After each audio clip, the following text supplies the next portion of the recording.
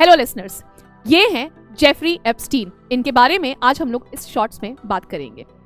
नवंबर 2025 को United states Congress ने Epstein file transparency act पास किया, जिसको डोनाल्ड ट्रंप ने साइन करके लॉ बना दिया। इस लॉ के अंदर यूएस डिपार्टमेंट ऑफ जस्टिस को जेफरी एप्स्टीन से रिलेटेड सारे अनक्लासिफाइड डॉक्यूमेंट को रिलीज करना था।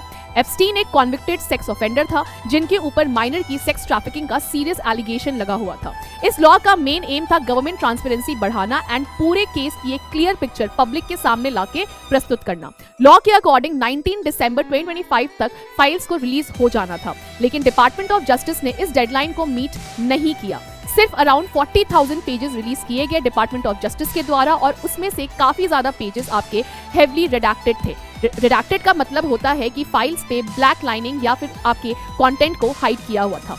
डिपार्टमेंट ऑफ जस्टिस का कहना है कि विक्टिम की आइडेंटिटी प्रोटेक्ट करना और लीगल प्रोसेस फॉलो करना जरूरी है, इसलिए अभी तक 10 लाख से ज्यादा फाइल्स रिव्यू में हैं। सबसे ज्यादा कंट्रोवर्सी तब हुई जब रिलीज डॉक्यूमेंट में हाई प्रोफाइल पर्सनालिटीज के नाम एंड फोटोज सामने आए। इनमें former US president Bill Clinton, pop star Michael Jackson and rock singer Mike Jagger जैसे बड़े नाम शामिल थे, जिनकी एप्स्टीन एंड उनकी एसोसिएट गिस्लीन मैक्सवेल के साथ सोशल फोटोज देखने को मिली।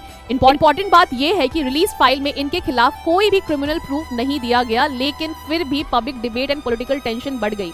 कुछ लॉ मेकर जैसे रू खन्ना एंड थॉमस मैसी का कहना है कि अभी भी important FBI interview records and prosecution document public नहीं हुए हैं। उनका मानना है कि बिना प्रूफ डिस्क्लोजर के सच समझाना पॉसिबल नहीं है। इस वजह से स्पेशल कोर्ट सुपरविजन की डिमांड भी उठ रही है। प्रेसिडेंट ट्रंप ने इलेक्शंस के टाइम पे फुल ट्रांसपेरेंसी का प्रॉमिस किया था, इसीलिए पार्शियल रिलीज को लेके उन पर भी पॉलिटिकल प्रेशर और उनको भी क्रिटिसाइज किया जा रहा है। तो अब मुझे आप बताएंगे जनता कि आपका क्या ओपिनियन है on the Epstein file. Thank you.